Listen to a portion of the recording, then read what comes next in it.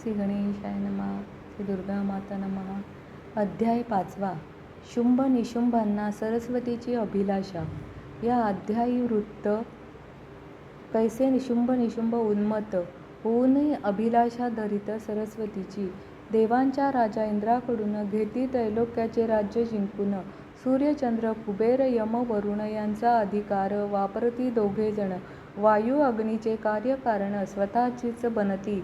सर्व देवता आणि लोकपाल यांना अपमानित केलं.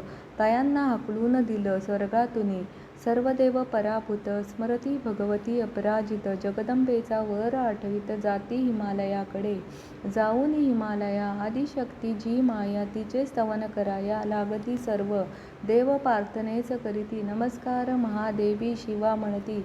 नमिती सृष्टीची मूल प्रकृती भद्रा देवी. नमो देवी जगदंबिके सौद्रा देवी. नमो गौरी धात्री देवी. नमो ज्योत्सनामयी देवी. नमो चंद्ररूपिणी. नमो सूरजरूपी कल्याणकर्ती. नमो देवी रूपमती. नमो राजलक्ष्मी नैऋती राक्षसांची लक्ष्मी. नमो शिरवाणी शिवपत्नी पार्वती. नमन तुला वारंवार संकटनाशिनी दुस्तर कृतीदेवी जगदाधार. तुझ नमो तुझ नमो.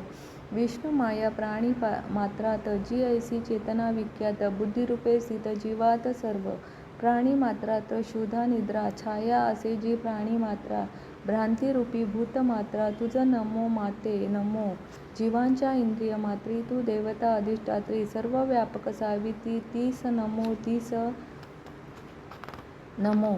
अखिल चैतन्य व्यापी जगत तीस देव देवता स्तवत. पूर्वकाली साधण्या इप्सित तिच्या कृपे. जो इंद्र देवराज तोही भाळी लावे चरणरज. सेवा करुणी हित निज साध्य करी. ती कल्याणकारी जगदंबा परम ईश्वरी. आदिशक्ती संकटहारी. मंगल करो आमुचे. राक्षस करीती पराभूत. तया योगे देव त्रस्त. भगवतीस होऊन शरणागत. नमन करीती पुरुषचे विनम्र होनी. भक्ती करीती स्मरण करोनी. त्यांच्यासाठी संकटनाशिनी जगदंबा असे ऋषी राहिले सांगून. जेव्हा देव करीती ऐसे स्तवन तेव्हा येई करून गंगा स्नान पार्वती माई.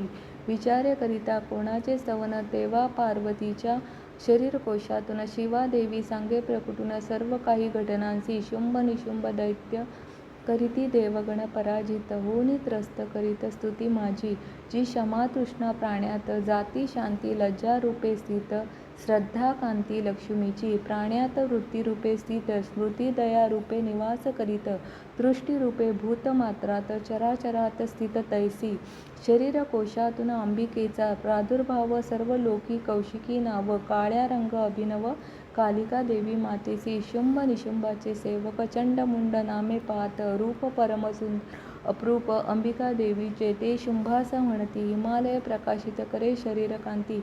ऐसी सुंदर मूर्ती देखियली तेथे आम्ही. श्री इतकी रूपवती आपणास योग्य असे ती. रत्नच जी सर्वश्री जगती आपणासाठी. ज्या सुंदर वस्तू त्रिभुवनात त्यास आपण केले हस्तगत. हत्तीमध्ये ऐरावत वृक्षात पारिजात तैसाही. अश्व जो उच्चैःश्रवा. हंस विमान ब्रह्मदेवा. महापद्म कुबेर ठेवा. त्यास प्राप्त केले तुम्ही. कमलफुलांची माळ समुद्र देई. सुवर्ण वर्षाव छत्र वरुण देई. प्रजापतीच्या श्रेष्ठ रथाची कमाई तुमची असे. उत्क्रांतीदा मृत्युशक्ती. वरुण पाश समुद्र रत्नांची प्राप्ती. बंधू तुमचे निशुंभ करीती तुमची ख्याती अशी असे. अग्नी देत वस्त्रे दोन आपुल्यापाची असती म्हणून. लाभावे तुम्हा ऐसे श्रीरत्न शोभादायी. ऐकून चंडमुंडांचे मत शुंभ पाठवी सुग्रीव दूत. तो ऐकवी शुंभाचा हेत देवीकडे जाऊनी. म्हणे शुंभ परमेश्वर दैत्यराजा त्रैलोक्यावर. तयाची महती मानिती सर्व सुरवर. पराभूत जे त्याच्याकडून सर्व देवा पराभूत केलं. सगळी सुंदर रत्न त्रैलोक्यातील. तुलाही श्रीरत्न मानिल आम्ही म्हणूनी. शुंभ महाराजांचा निरोप तुजला. येई शुंभ निशुंभांच्या सेवेला. स्वीकारून पत्नीपदाला महाराजाच्या. तेव्हा माझी पत्नी होसी प्राप्त करशील ऐश्वर्य. स्थिती तुझी अतुलनीय होईल त्या योगे ऐसे वदता दूत देवी हसे मनात किंचित दूतासी मग म्हणत सत्य बोल तू ऐसे परंतु माझी अल्पप्रज्ञा करवी माझ्याकडून प्रतिज्ञा ती खोटी करण्याची प्राज्ञा मज नसे जो मजसवे करून संग्राम नाहीसा करी माझा अभिमान ऐसा जो असेल बलवान स्वामी होईल तो माझा शुंभ निशुंभांनी स्वतः येथे यावे युद्ध करून मज जिंकावे मग कुशाल करावे पाणी ग्रहण माझे म्हणे सुग्रीव दूत गर्वाने होऊन अन्मत तू ऐसे बोलत अशक्य जय ऐसा कोण पुरुष मान शुंभ निशुंभा पुढे उभे म्हणे मी त्यासी जिंकित जगती या राक्षसांची या सामोरी देवई जात माग मग तू धरश्री एकटीच जर माझ्याबरोबर येशील तुझी प्रतिष्ठा राहील ना तर केस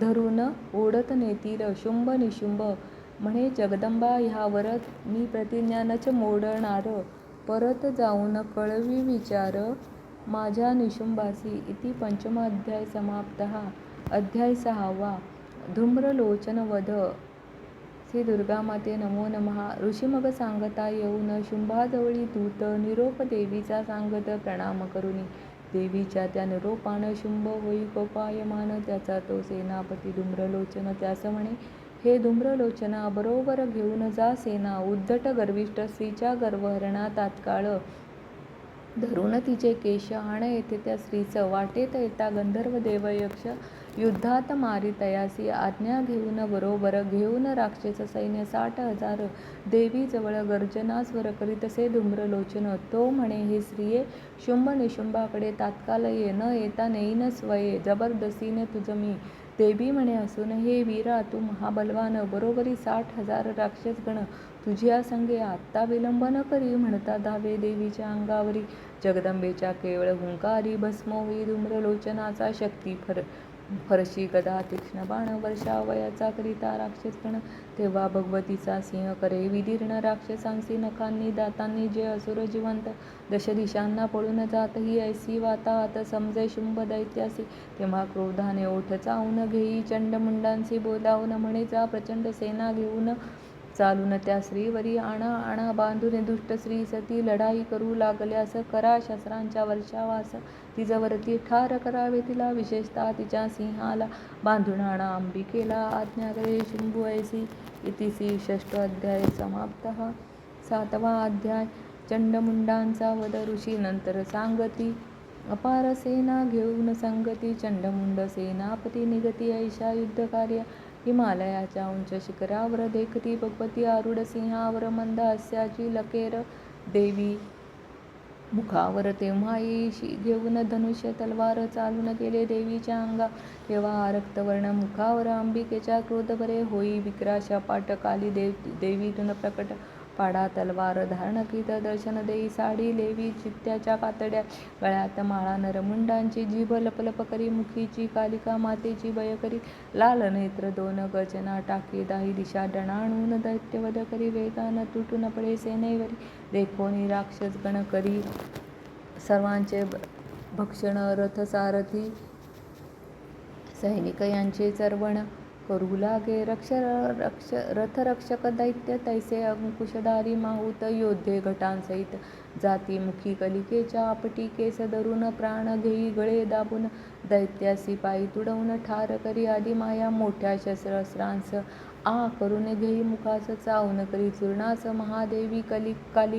कालिका मातेचे थैमान करी दुष्ट दैत्यांचे मर्दन ऐसे पाहून कालीवर चालून जाई सेनापती चंड बाण चक्रांचा वर्षाव करीत केले कालिकेसाच्छादित सर्व शस्त्रे प्रवेश करीत देवी मुखी जणू शेकडो सूर्य गगनी ढगा अडवू जाती नाहीसे होऊनी भास ऐसा भयंकर होऊनी क्रोधवश कालिका करी गर्जनेस तैसे अतिभयंकर विकट हास्य मुद्रेवरी तिच्या पसरलेल्या मुखात अति कठीण दंतभक्ती चमकत हम असा उच्चार करीत धावून जाई चंडावरी तिची तलवार धारदार उगारी ती चंडावर मुंडके उडवी तिचा कर केस धरुनी चंडांचे जेव्हा मुंडय धावे देवीवर त्यावरी ही तलवारीचा वार क्रोधाने करून केले ठार मुंडकासी चंडमुंड होता मृत बाकी सेना भयभीत होऊन या पळत सुटत युद्धभूमीवरी चंडमुंड मस्तके करी घेऊन कलिका गचना करी चंडिके जवळी उच्चस्वरी भयकारी ऐसी म्हणे चंडमुंड पशु दोन आणिले तुझसी भेट देऊन आता शुंभ निशुंभा सवे युद्ध करून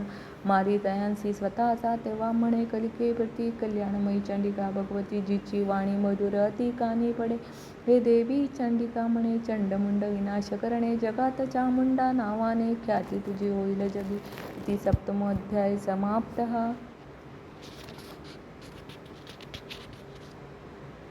अध्याय 8. रक्तबीजांचा वध. सांगती आता ऋषीमुनी चंडमुंड वध वृत्त ऐकुनी अतिसंताप शुभमनी प्रकट होई.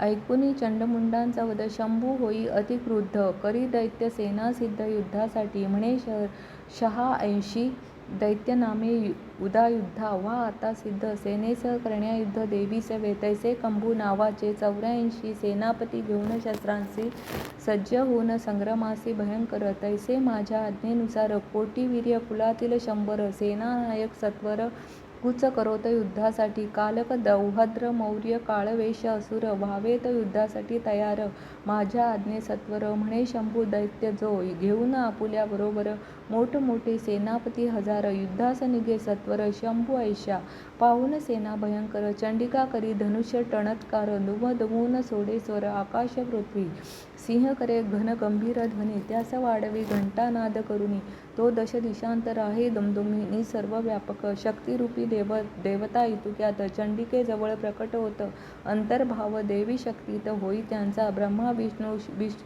ब्रह्मा शिव विष्णू कार्तिकेय तैसा इंद्र अतुल्य त्यांच्या देहातून उदय शक्ती देवतांचा जसे रूप शक्ती वेश वाहन तैसे तयांचे उद्भवन हंसयुक्त विमान ब्राह्मणीचे घेऊन कमंडलू माला कंकण हाती नाशाला रुद्राणी वृषभारूढ युद्धाला येई